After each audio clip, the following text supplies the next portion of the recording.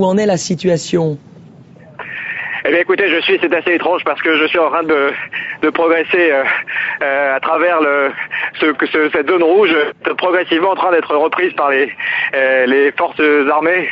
J'avais pu partir avec une compagnie de blindés ce matin à l'aube et j'ai été expulsé mani militaire, donc j'ai dû repartir à pied. Et donc je suis en train de suivre la progression des premiers soldats qui pénètrent, qui prennent position dans les baraquements des rouges.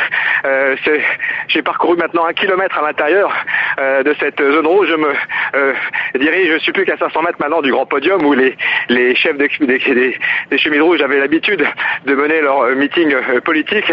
Pour l'instant, ils sont toujours là-bas. D'ailleurs, je vois les soldats qui avancent avec grande précaution à 50 mètres devant moi. Mais en tout cas, toutes les gens que j'ai pu passer, les militaires sont en train de tout détruire. Il y a encore énormément de colonnes de fumée parce qu'il y a eu des combats intenses à partir de 6 heures du matin jusque maintenant. On est déjà bien avancé dans la matinée. En tout cas, tout est totalement déserté. Il n'y a plus de résistance. Les gens ont vraiment abandonné leur stand.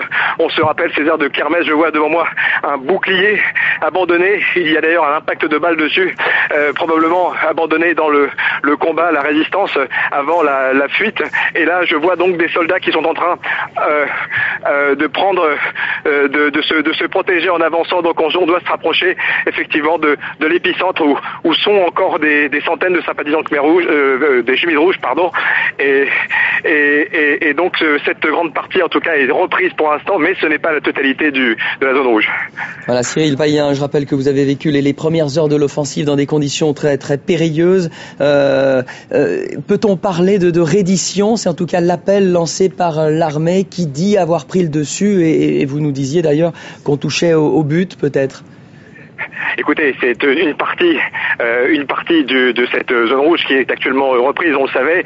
On savait que c'était la plus exposée au sud de cette zone rouge, la plus facile finalement à reprendre. J'entends maintenant des combats qui reprennent ça et là, à ma droite et à ma gauche et surtout en face de moi. Je suis sur une grande avenue qui mène directement, encore une fois, au cœur de la contestation des chemises rouges. Et là, je crois qu'il y a encore des combats. Donc effectivement, toute la partie externe de cette zone rouge est actuellement reprise. Les soldats sont en position, mais les combats continuent droit devant moi pour aller là où se trouve le noyau dur des chemises rouges et certainement la poche de résistance principale avec les commandos des chemises rouges qui ont fait le coup de force toute la matinée. On l'a vu, qui sont devant moi actuellement. Tout le monde est en train de se replier et se mettre à couvert. Donc il y a encore des combats et on se rapproche donc toute la zone n'a pas donc été reprise, je le confirme, par le gouvernement. Les combats continuent à l'heure où je vous parle. Voilà, Cyril Payen, au cœur de l'événement, vous continuerez dans la mesure du possible à nous faire vivre ces événements.